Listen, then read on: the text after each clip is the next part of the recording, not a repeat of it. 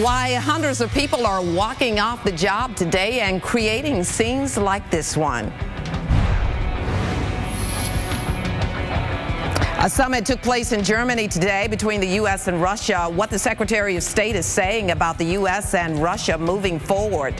And within the hour, President Trump will announce his new choice to take over the Labor Department. This after his first pick backs out. Covering the entire Piedmont Triad and everywhere you are. This is WXII 12 News at noon. Why are hundreds of people walking off the job today and creating scenes like this one? Good afternoon, everybody. I'm Margaret Johnson. Thank you so much for joining us. Here in the Triad, some stores closed up shop today in a show of solidarity for immigrants. Our Brianna Connor reports in Winston-Salem. This restaurant and supermarket opened for the very first time just yesterday, but now they're closed, and it's in support of a day without immigrants. I'm told the same person who owns this business also has a construction company. He and his employees are also taking the day off. It's the same story up and down Sprague Street. Restaurants, clothing stores, and salons all have their lights off and a closed sign on the door. Shoppers at Super Compare Foods in Greensboro and Winston-Salem are getting the message in plain English. These businesses are closed in support of immigrants, many of them telling me they're worried about recent raids across the country. What would you title yours? Omar Pineda's family is from Mexico and Guatemala. He says they're all here legally, but the process isn't easy. He's been working to get the word out about today's strike and encouraging immigrants who own businesses to unite and show their strength. We deserve respect.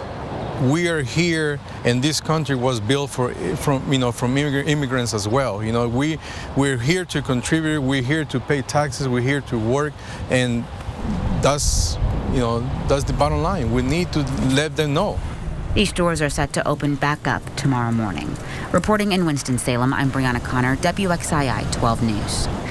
And here's a closer look at President Trump's executive orders on immigration. On January 25th, the president signed an order stripping federal grant money to sanctuary cities. That order also called for the hiring of an additional 10,000 immigration officers. That same day, President Trump signed an order to enhance security at the U.S.-Mexico border through the construction of a wall. It instructed Homeland Security to prepare budget requests for wall funding. 2 days later, on January 27th, President Trump banned immigrants from 7 Muslim countries for 90 days. That order also prohibited refugees from entering for 120 days and banned indefinitely Syrian refugees. This order has been blocked by an appeals court. Relations with Russia are topping the agenda at the Group of 20 summit in Germany. Secretary of State Rex Tillerson met with Russia's foreign minister today. He called the meeting productive. Tillerson said America will work with Russia where there are areas of mutual interest. As I made clear at my Senate confirmation hearing, the United States will consider working with Russia when we can find areas of practical cooperation that will benefit the American people. Where we do not see eye to eye, the United States will stand up for the interests and values of America and her allies. He said that Russia must abide by a 2015 deal aimed at ending fighting between Ukrainian forces and Russian-backed separatists. Well, just over an hour ago, the Senate confirmed President Donald Trump's pick to run the White House Budget Office. South Carolina Congressman Mick Mulvaney will lead that Office of Management and Budget. Mulvaney squeaked through the Senate on a 51-49 vote. He currently serves as a congressman in South Carolina. A day after President Trump's first pick for Labor Secretary withdrew his name, the president is announcing a new selection. It is expected to happen within the hour at the White House. NBC News is reporting the president will name Alexander Acosta. Acosta served as Assistant Attorney General for the Civil Rights Division under President George W. Bush. Yesterday, Andrew Putzer withdrew his name from consideration amid backlash. Senators on both sides of the aisle have been scrutinizing his business record and personal history. The fast food executive has said in the past that he favors replacing workers with robots. He's also opposed to significant wage hikes. Happening right now, Burlington police want to talk to anyone who saw a train narrowly missing a car with a woman inside earlier this morning.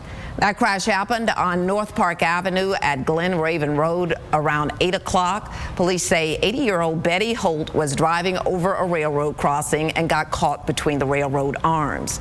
Just as the train was coming, Holt got out of the vehicle just in time. She was not hurt, and neither was anyone on the train. Greensboro police have identified the person who died in a crash last night. Jeffrey Lee Ward of Greensboro was identified as the driver. The crash happened on Fleming Road between Brass Eagle Loop and Beachmont Drive just before 8 o'clock last night. The driver of a work van ran off the road and hit a tree. The driver was pronounced dead at the scene. No other cars were involved in the crash. Police are waiting to release the identity of the driver until they can notify family. Well, Governor Roy Cooper is waiting for his first piece of legislation from the General Assembly. That bill would reduce the size of the University of North Carolina Board of Governors by 25% by 2019.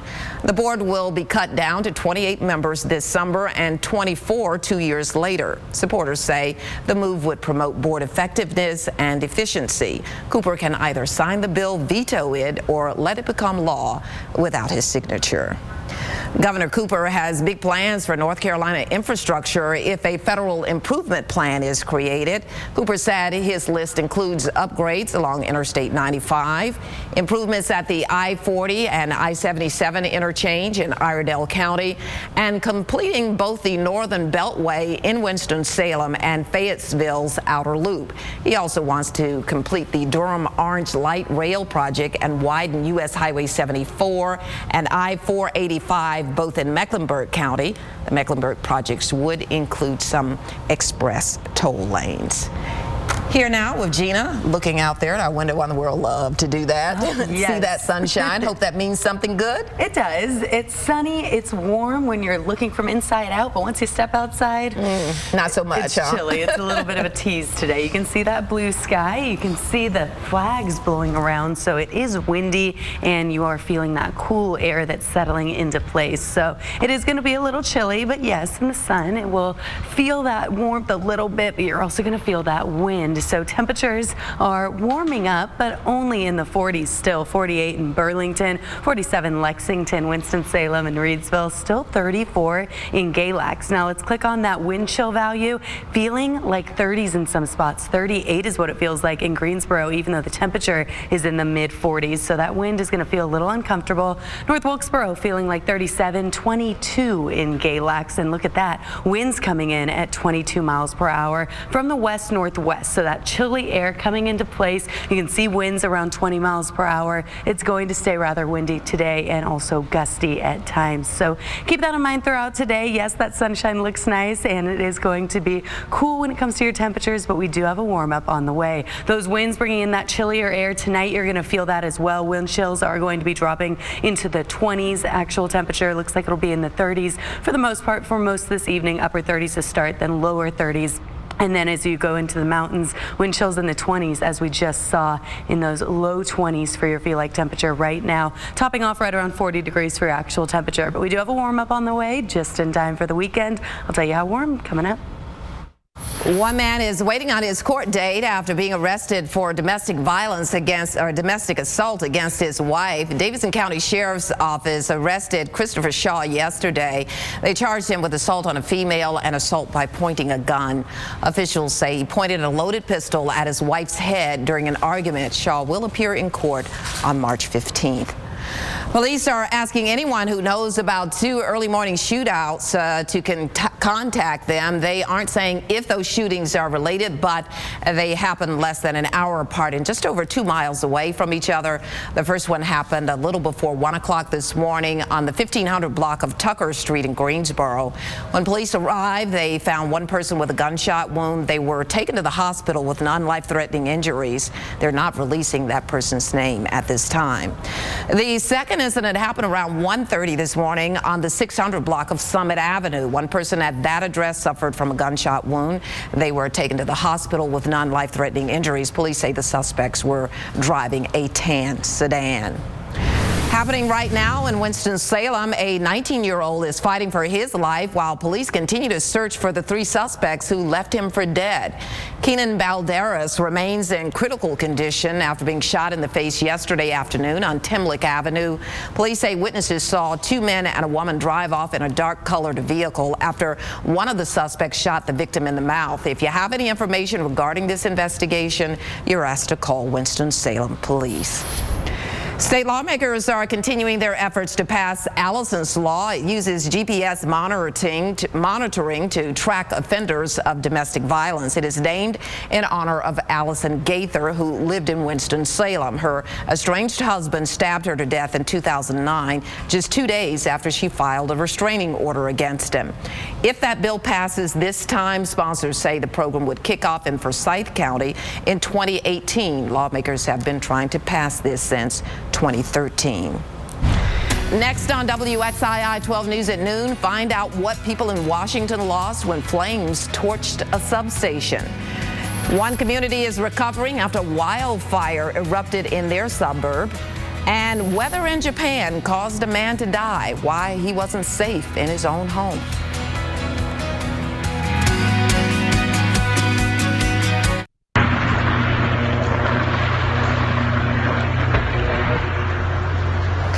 Investigators are trying to determine the cause of a substation fire that happened in central Washington. Fire crews responded to the flames around 7 o'clock last night. The fire, all caught on camera, left thousands of people without power. Deputies managed to control the initial fire, but then a fire spread to a nearby building. So far, no injuries reported. Firefighters battled flames in the suburbs of New Zealand's second largest city. About 130 firefighters battled that fire, while crews in 14 helicopters and 3 planes fought it from the air. The humidity gave firefighters some help, but strong winds fanned the flames. The wildfire spread over 4,400 acres in the city's hilly suburbs. About 450 homes have been evacuated, so we equate that to around about 900 to 1,000 people. New Zealand's military has been deployed to provide water, engineering equipment, and firefighting personnel. This morning, police and firemen found a Japan man dead inside his home. A roof heavy with snow collapsed, crushing to death that man. Officials found his body after a resident reported the incident. The victim was 53-year-old Masayuki Agura. About 3 feet of snow was on that rooftop. Wow, that's a lot of snow. Yeah, no, thank you.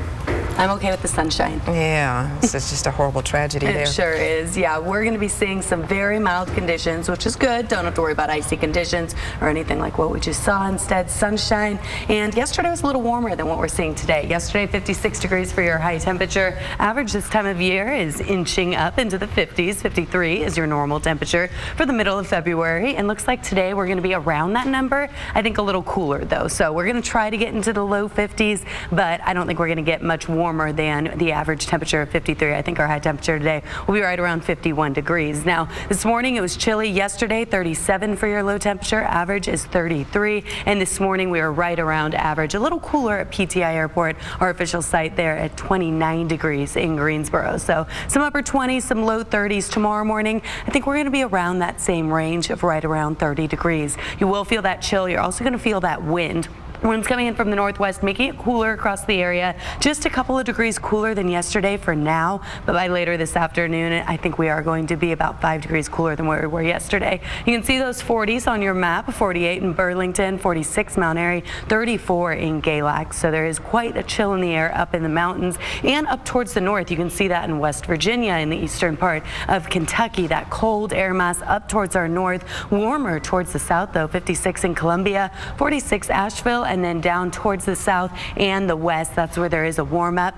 That's going to be coming our way, and by tomorrow and into your weekend, warmer air will move in, and that's going to increase our temperatures for your mornings and your afternoons. Afternoons are going to be climbing into the 60s, maybe even some 70s. So we do have quiet weather towards our south, up towards the north a little bit with snowfall and cloud cover. Wet weather on the west coast. They're continuing to see improved conditions when it comes to their drought. Look at that, all of Northern California doing just fine, and the Pacific Northwest, so that's good news. But we've been watching the southern part of our mountains where it's still in a severe drought in some areas, and across our state we are abnormally dry. So we do need some wet weather. It does not look likely over the next week though for your forecast. We do have a slight chance of rain going into your weekend, but that's going to be for your Saturday, perhaps Sunday. But until then, looks like we're going to stay dry and relatively cool. Temperatures today right around 50 degrees for your high temperature. This model goes a little cooler, but I think we are going to see a few 50-degree readings for today. And as we go into your overnight, it is going to get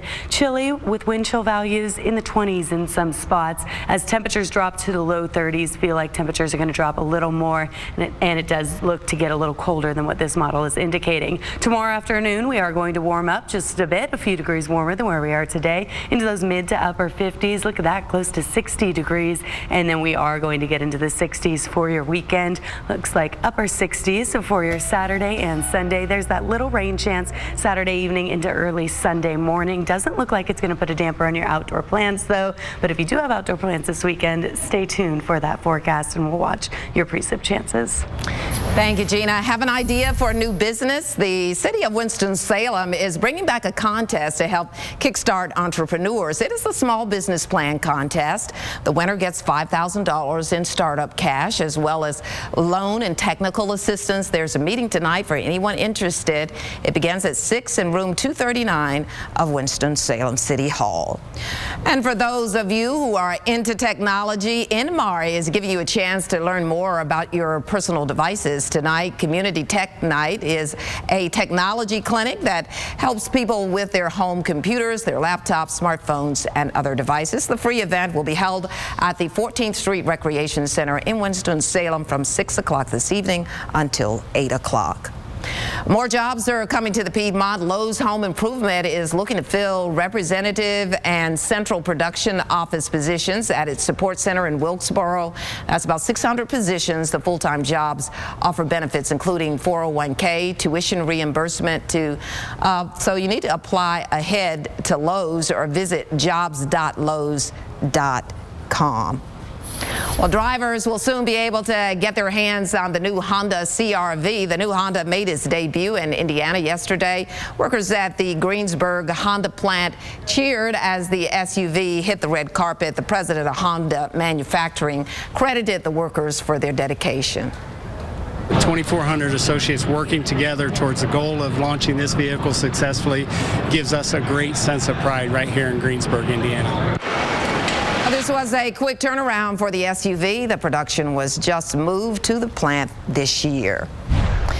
The Warner and A&T Time Warner and A&T are waiting for the approval of regulators for the two companies to merge. Time Warner shareholders approved the proposed $85 billion merger with A&T. The move would combine HBO, CNN, and Warner Brothers with AT&T's wireless network and DirecTV. President Trump criticized the proposed deal on the campaign trail, saying it would put too much power in a single company. Well, if you have been swiping the same credit card for years, you may be missing out on some reward benefits.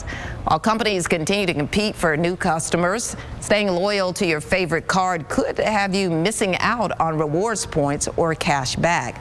Creditcards.com found that 32 million credit card holders haven't changed their favorite go-to credit card in about a decade, and another 21 million have never changed it. The study also found that millennials between the ages of 27 and 36 are the biggest fans of credit card rewards programs.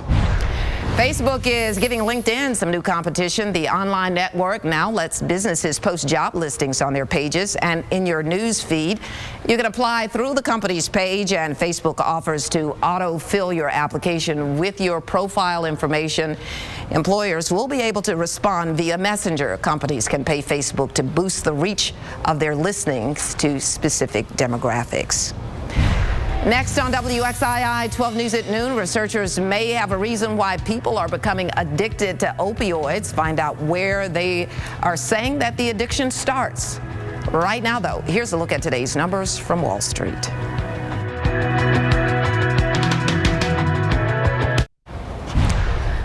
It appears the frequency of a prescription could affect a patient's chances of becoming addicted to opioids. Harvard researchers looked at about 375,000 ER visits, including more than 14,000 doctors. Patients seen by doctors who prescribe the drug more often were 30% more likely to use the drug long term versus those who were seen by different doctors in the same hospital. A hospital in Indiana is using technology to change the way check-ins are done. St. Joseph's Health System is now using biometric palm scanning for patients' personal information. Patients have to place their hand on a scanner, and in seconds, a light scans the vein map of their hand. Doctors say adding this will come in handy for people who have hyphenated names that are difficult to look up. And making sure that we have the right person. Even if you have a common name, there are duplicates out there of names and dates of birth. We know that we have the right individual. Hospital officials say, along with speeding up time for registration, the move will also prevent issues of insurance fraud and identity theft. Researchers are now looking at how vitamin D can prevent people from getting sick. A new study showed that adults with low vitamin D are more likely to get a respiratory infection. Researchers say regular vitamin D supplements cut their risk of getting the infection in half, while the supplements help those without illnesses. Researchers don't advise taking too much vitamin D because it could lead to other health problems. The Senate votes. The fate of President Trump's nomination for another cabinet pick hangs in the balance. We now know how the Senate voted on another controversial pick.